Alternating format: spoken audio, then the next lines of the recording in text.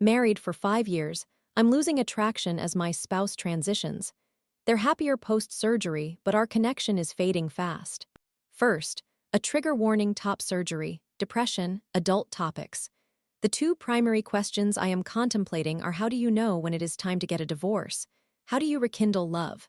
Hello, I have been married for 5 years as of last December and in a relationship for a total of 6 years. I am Da, 34 years old, and my spouse is Tay, 29 years old and non-binary. When I first met Tay, they were juggling 2 jobs and struggling to make ends meet. They had yet to come out and did not realize they were non-binary at that time. I had promised myself I would not become involved with someone 5 years younger or someone who was new to their sexual orientation. I intended to be just their friend. After all, I had recently emerged from a 6-year bout of depression and was reclaiming my life. I wasn't in a place to be vulnerable. However, that quickly changed. Tay was not my typical type, but the chemistry between us was undeniable. It felt like puppy love, completely inseparable. What I cherished most was how silly we could be together. I felt completely myself without any judgment, and they did too. We were giddy, joyful, and playful. A bump in those early days was Tay's friend, Sarah. I tried to welcome her and establish a friendship, but she frequently played the role of the third wheel. Yes, I felt jealousy, and I believe it was justified. Whenever Sarah was around, I would be ignored since Tay knew it would upset me. She even ruined Tay's birthday with her own pity party. Despite that, it was our only significant issue back then. We progressed through milestones at a rapid pace far too quickly. We moved in together after 3 to 4 months. We got engaged after 8 months and were married within 10 months. Looking back, I can now see the red flags I had overlooked. Tay consistently pressured me to reach milestones I wasn't ready for. As their bills piled up, they proposed the idea of cohabitation. I took a leap and agreed. This allowed them to quit one of their jobs. They began to explore the LGBTQ community and discover themselves. I thought that was wonderful. I encouraged them to figure things out. They chopped off all their hair, and I must admit, I have always preferred feminine appearances. It was the first time I questioned my own shallow preferences. I found ways to reconcile my attraction to them, although I did mention that I personally preferred longer hair. Nevertheless, I still appreciated their unique attractiveness. The hairstyle was not the entirety of my feelings for them. Then there was the proposal. Tay became increasingly anxious and sad about the prospect of waiting.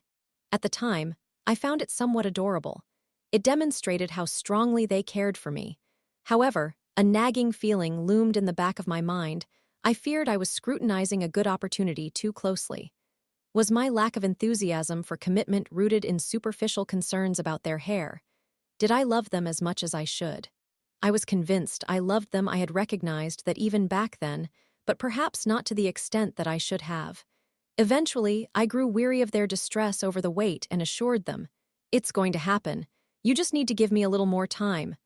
We got engaged a month later. On that day, they suspected something but ultimately gave up hope that I would propose. I had never seen them so upset before. Still, I suppressed my own emotions as both our families were present and I proposed. I believed I had a year to sort everything out. Then the suggestion arose to have a wedding in December when both our families would be in town. So, within the span of a month, we organized a small wedding. It did not align with how I had envisioned it. I never imagined I would be that kind of person, but it turned out I was. I longed for beautiful photographs and to share a dance, but it did not unfold as I had hoped. Our honeymoon was great. It was probably the most in love and at peace I had ever felt. With Tay, everything is perfect when circumstances are favorable. We harmonize beautifully. They are my best friend, which made our honeymoon wonderful. Tay landed a job, a challenging role.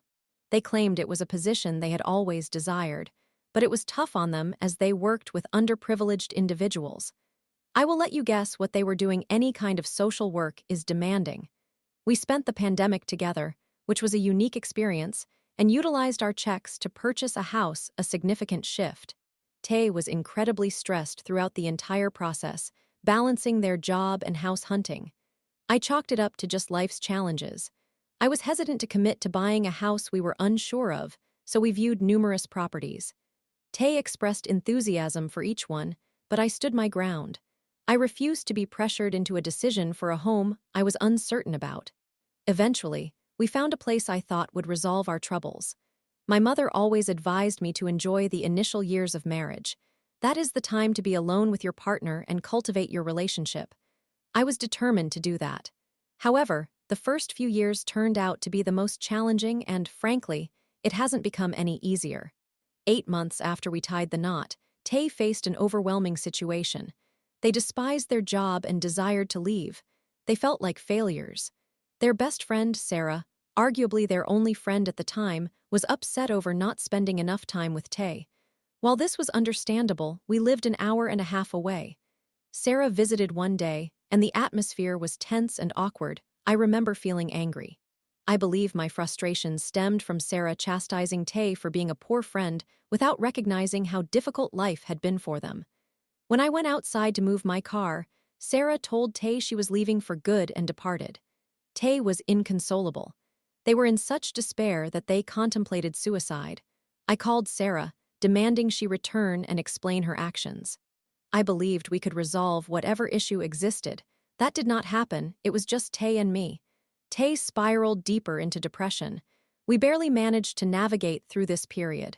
They impulsively purchased a car, despite their old one being functional. This forced my hand yet again. They would plunge into dark moods. Suddenly, I found myself contacting the insurance company to add a new vehicle. I was angry, yet Tay seemed genuinely happy rather than depressed. Therefore, shouldn't I share that happiness? I thought back to my experience with depression. If anyone could assist Tay, it should be me. Months later, after Tay started a new job working night shifts, their depression returned with a vengeance in our second year of marriage. This resurgence, however, began to chip away at my attraction. I started gaining insights about myself and Tay. I realized that Tay is not a naturally sunny individual. Although I had always known that, it had never been that pronounced. I am quite the optimist, always searching for a silver lining. The combination of their night shifts and commuting only exacerbated the situation. I no longer saw them, and when I did, they radiated anger and sadness. I yearned for the Tay who could be playful with me. I began to dread returning home. I would sit in the driveway and take a deep breath before entering. My mental health began to deteriorate. I felt myself slipping back into despair. Tay bounced between several jobs. Finances were tight for a few months. Their impulsive purchases contributed to the strain, but I persevered to keep the household running. I ensured our bills were paid. Waiting for the first paycheck took time, and we had been managing it for several months. I must acknowledge that Tay always found work and they are diligent. Eventually, Tay began attending therapy. The timing is a bit vague, but it coincided with when we could afford it, and it was crucial. They had a challenging history. I believe if I shared all of it, there would be no need for the world to know every detail of Tay's life.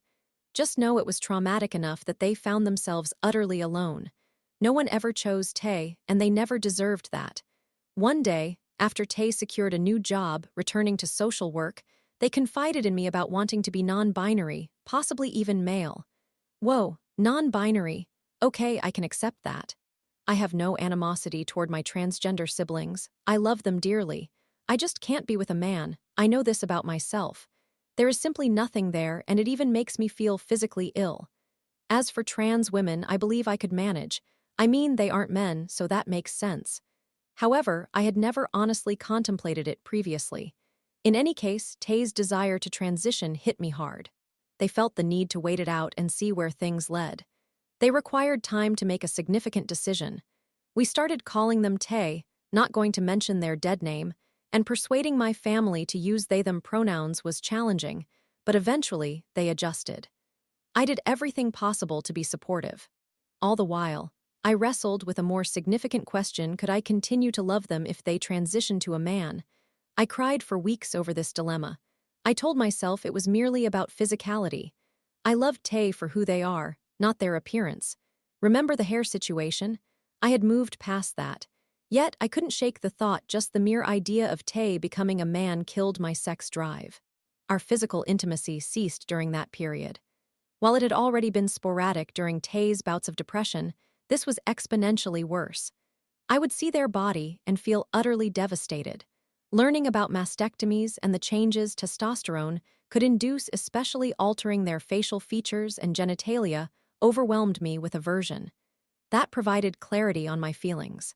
The question became, what did Tay truly wish to become? I asked them, and they fluctuated between responses for months. I reached a breaking point. I hated the thought of them waking up one day filled with regret. I couldn't envision spending my entire life married to a man. I regretted not withholding my answer and allowing them the time to discover themselves. In a paraphrase, I told them, if you want to transition to a man, take testosterone, or undergo surgery to remove your breasts, then I cannot remain with you. I love you and will always be your friend, but I cannot pursue a romantic relationship. Almost instantly, they resolved that they did not want to transition to a man. I deeply regretted that conversation. It has sparked ongoing contention. Did they only say that to stay with me? Or did they genuinely want to identify as non-binary? A few months prior to our anniversary, we put the topic aside, and for a time, Tay seemed fine. In contrast, I fought against my own depression. I kept it hidden to avoid burdening Tay, but they eventually discerned what I was experiencing. I knew I wouldn't do anything drastic. I had a desire to live, yet our foundation had been compromised. I began to see Tay in a completely different light and grapple with my feelings of attraction once more. Now, we reached the next difficult point. That January, Tay began discussing body dysmorphia more openly. While they had been for some time, they started to fixate on it. The depression resurfaced, but they asserted they wouldn't find happiness until their breasts were removed. I found myself questioning things again. Tay and I agreed that possibly consulting a doctor might help ease their mind on the subject. They could learn more about it, ponder it for a while, and then we could discuss their options. After their appointment, they returned with a decision and a surgery date. Since they had been in therapy for a full year at that point, it met the prerequisite for surgery.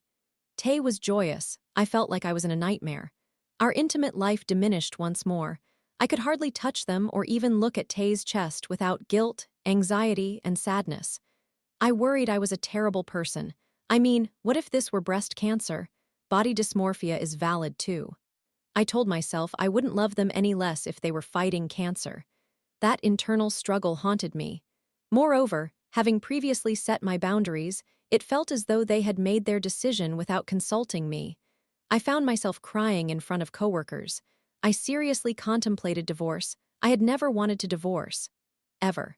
I witnessed my parents go through it numerous times, and it was never an enjoyable experience. I ensured that the surgery was genuinely what they wanted, and they confirmed it. I resolved to postpone any decisions regarding divorce until after they had the procedure and had sufficiently recovered to work. I didn't harbor any hatred toward Tay. I wanted them genuinely happy. As the date approached, I realized that I needed my mother to be present for support. It was a whirlwind, and the surgery was grueling. The scars were intense. I worried about bathing, managing blood bags, etc. I feared infection or injury. The doctor advised no physical activity for a period, and I was relieved. I was essentially faking my support while I was internally distraught. I understood this was what Tay truly wanted, and I wouldn't jeopardize that.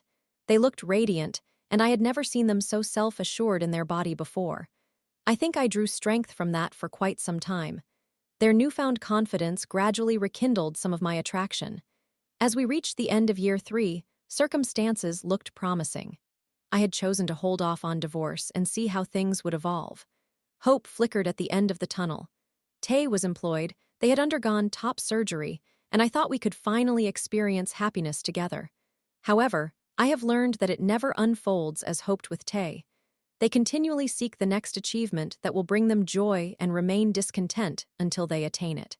In year 4, Tay lost their job, an unfortunate turn of events, not due to their actions.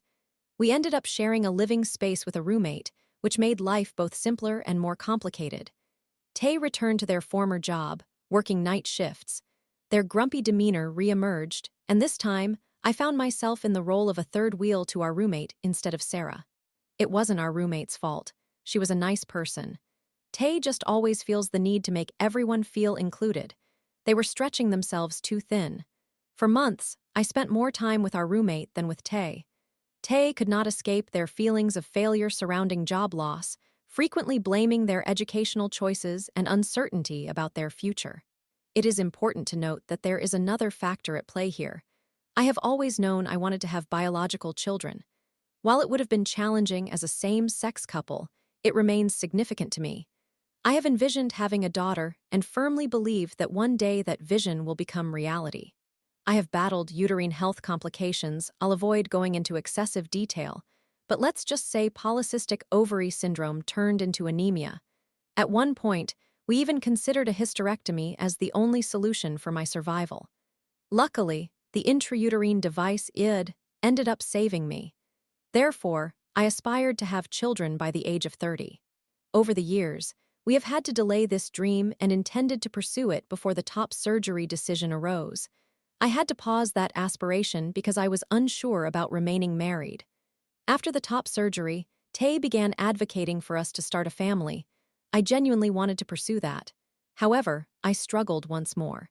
We were failing to meet our financial objectives, making it unimaginable to bring a child into our current struggles. My desire for children has shifted to hitting the pause button even as we explored potential donors. It felt increasingly like a trap, as if I was being coerced. Plus, I had just regained my health, and there was no telling how removing the IUD and beginning medications might affect me. I found myself questioning what Tay would be like as a parent. What would happen to our children if I passed away? Could I count on Tay to remain present for them, or would depression ultimately take over? What kind of role model would Tay be? One of resilience, or would it always be, "I will be happy when I reach my next goal"? I consider how much they adore our dogs, and it provides me with some hope, but raising children involves so much more. Recently, we agreed to hold off on starting a family until the current administration vacates the office. It feels too precarious given the current climate. That means I would be 38 when we welcome our first child. The clock is ticking for me, and not just for me, but for my parents as well. The thought of my children growing up without knowing them is unimaginable. Consequently, I've directed my energy into things I can control. I have been diligently working on my goal of writing a book. I have progressed further than ever before. The characters resonate with me and provide a sense of freedom. I see myself reflected in them, and I see love within those narratives. For a while, I genuinely believed this endeavor was helping. I felt more complete and content in myself, which improved our connection. Unfortunately, Tay still seems unable to emerge from their darkness. They often question my level of investment since their top surgery, not explicitly, but the uncertainty is evident in their eyes. Again, we find ourselves distant. Some days, I cannot envision a life without them. They are my best friend. Other days, I rely solely on the characters in my writing for solace. This has been our standstill for months. It increasingly feels like my attraction levels have plummeted. I have uncovered more about myself and acknowledged what I need as an individual. I understand the bad attitude is a significant factor, I get it, but that energy shouldn't be directed at me. It kills the mood entirely, especially when I cannot seem to lift them from it. Their constant inability to perceive silver linings, a major disappointment. Flirting, I wish. Engaging in roleplay. I am an avid follower of Dungeons and Dragons, absolutely. However, I cannot get Tay to participate. Also, foreplay, absolutely, yes please. Tay struggles in that department. Confidence, count me in. Passion, I consider myself adaptable, but in this context I am dominant, even while I feel like I'm the one begging. Having ambition or drive, I want that for them, but man, that would work wonders for me. The unfortunate reality is this is merely the tip of the iceberg. I could produce a complete list of reasons I have lost attraction for my spouse, and that doesn't even begin to address the physical aspects, which make the latter significantly more glaring. The true issue, the one that terrifies me most, is that I have found myself attracted to other individuals. I haven't acted on it, such behavior is simply not who I am. Yet, you know that feeling when you spot someone appealing and you think, wow, they're attractive, that came out of nowhere. Or when you get all shy and flustered, that realization only intensifies my guilt, considering I feel none of that for Tay anymore. I understand all the reasons I love Tay. I know they are a good person. I know they would not cheat on me. They love deeply and earnestly. They work hard and strive to create a comfortable home for us. They are loyal and a good friend, supporting my dreams and have a passion for reading. They would give you the shirt off their back if you required it. Yet, Tay gets lost in their darkness, and I have grown weary. I no longer know how to be the only one seeking silver linings. I want to avoid feelings of guilt I long to feel cherished. In a world filled with negativity, they should be the one I can turn to for even a little light now and then. Unfortunately, these days, amid everything political, happiness feels elusive, and I only wish Tay could recognize this perspective, as I have throughout the years. Just once. We have not led a bad life. There have been positive moments and reasons to be happy. I am at a loss regarding how to consider divorce. How do you disentangle your lives while maintaining a friendship? Am I denying Tay the happiness they deserve by clinging to the hope that my attraction might resurface? Am I denying myself? Am I depriving my future children of a genuine example of love? Would I be causing Tay pain? Their family situation is complicated, with few friends to rely on, lacking a safety net. What if a crisis ensues in our country? I cannot fathom leaving them behind, nor can I imagine life without them, but is that truly love? Tay deserves to be chosen. They are a wonderful person. I just do not know if they are still my person. Thank you for reading this far. Any advice would be greatly appreciated. This has exceeded my initial expectations in length, but every detail feels relevant. How does one encapsulate a marriage or a person in just a few paragraphs?